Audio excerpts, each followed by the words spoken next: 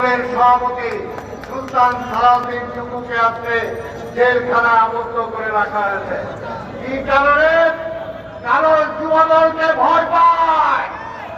খুলনাকে 1 বছরেরও বেশি জেলখানা আটকে রেখেছিল, তারা ভয় পায়।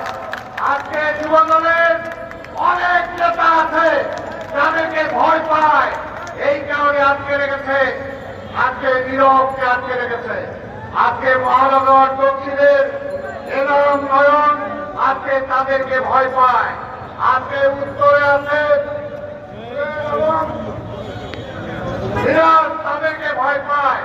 এর আগে ছিল শাহিনার মিল্টন, আজকে তাদেরকে ভয় পায় বলেই আজকে যুবদলের উপরে আক্রমণ বেশি করে।